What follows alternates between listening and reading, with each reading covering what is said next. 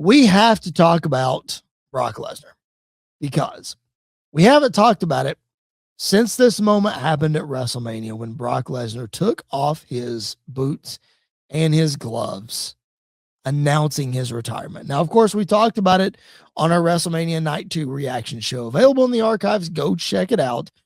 But Andy, we have not been able to sit down and talk about the career of Brock Lesnar because it seems, all intents and purposes, he's done.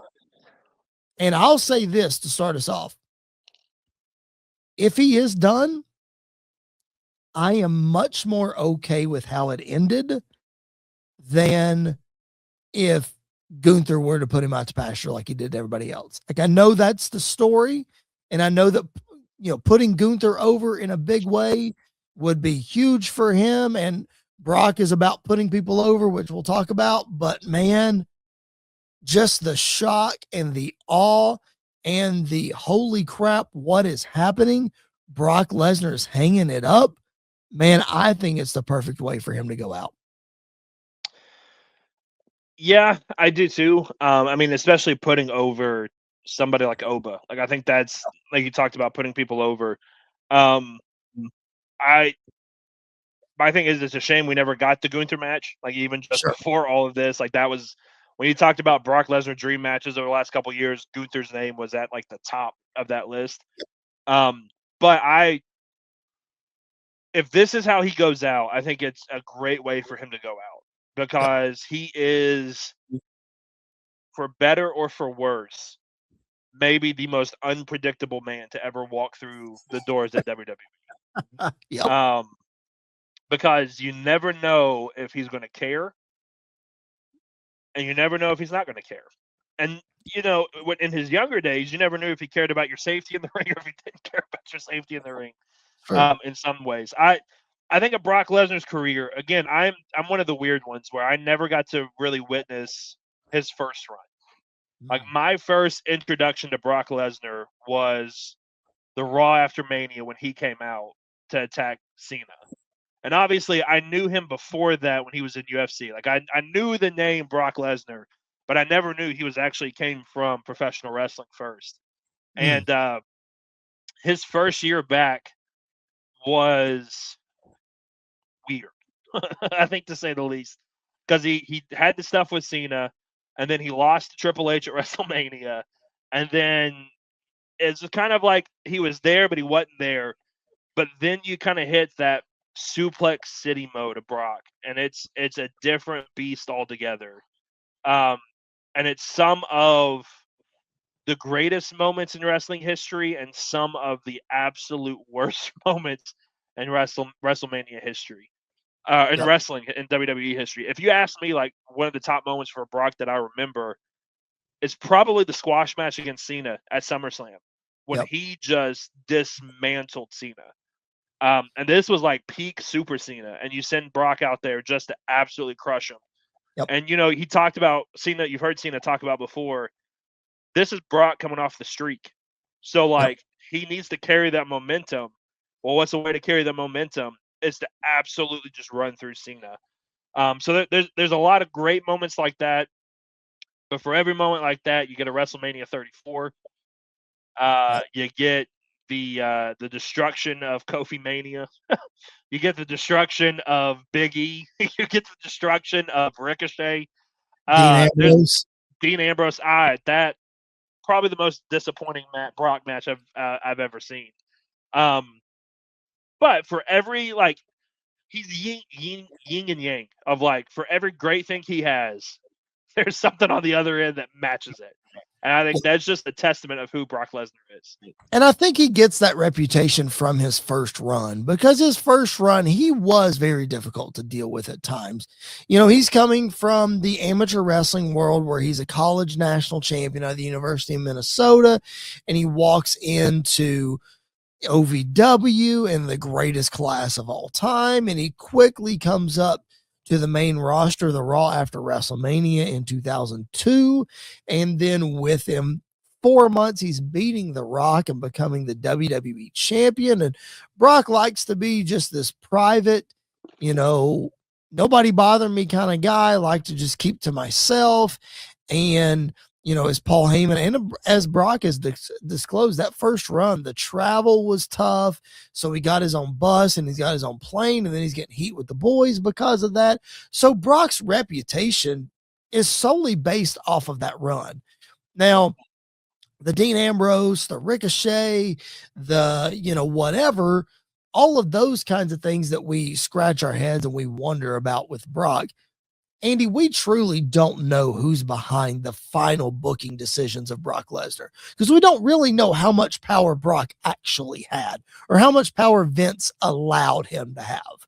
You know what I mean? So between Vince and Brock and Heyman, the truth lies somewhere in the middle of where a final decision was made. Because I don't think, you mentioned him breaking the Undertaker's WrestleMania streak. I don't think that's a Brock call.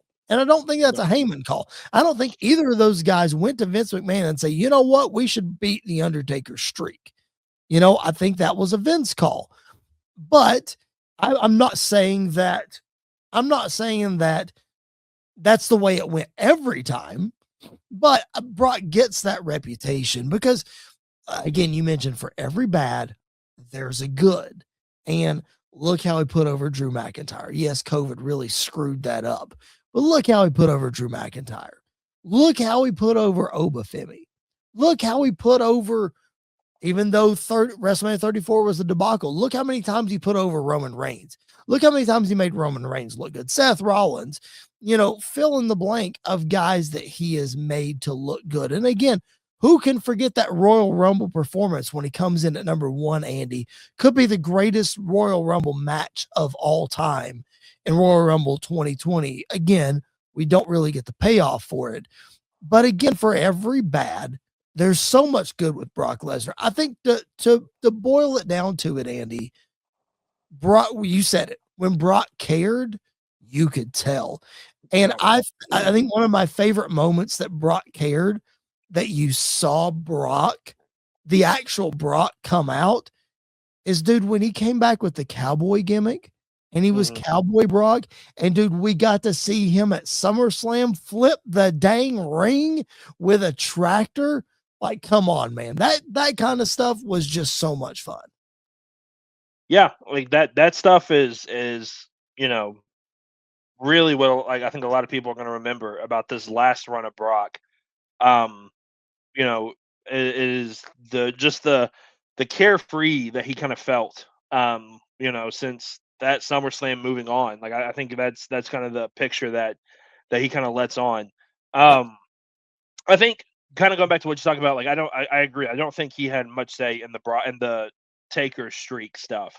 No, I have heard Moxley talk about, hey, I had this idea. Said, like, let's see if Brock's up for it. No, Brock didn't want to do that. Like, I think there are moments. I think it depended on who he was in the ring with and what was going on, that he would, depend on the Brock that we got. Sure. But he, like, the Cowboy stuff.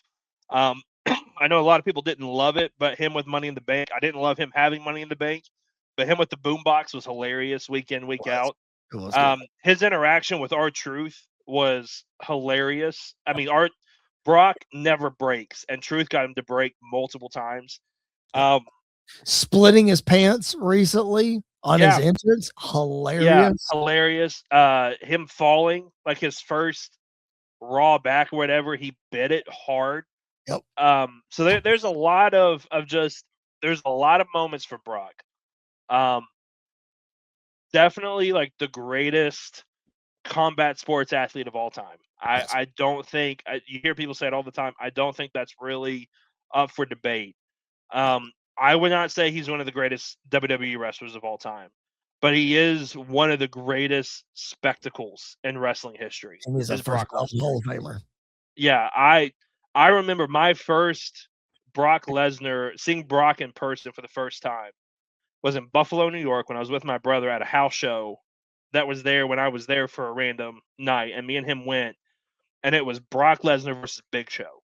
And seeing him just pick Big Show up like Big Show weighed like 10 pounds and throw him around the ring was wild to see that. And so he's a spectacle. Even when you dreaded his matches and you knew this is probably not going to be great, there were moments in it where he was stiff. I mean, who can forget when he hard way busted open Randy Orton with his elbow? Like, and shocked everybody, because that was during the time period where, like, we never saw blood in WWE, and he hard way busted Randy open. Then he did it to Roman at 34, and then just so much other stuff that happened. Punching Braun Strowman in the head. Told him to slow down. 4-way, that Royal Rumble one year. Listen, the promo between him and Samoa Joe, where, like, you could not tell, is this scripted or is this real? When he was talking to Roman in the corner, Joe said, "Look at me, boy, when I'm talking to you," and that set Brock off. Like, there's a lot of moments like that.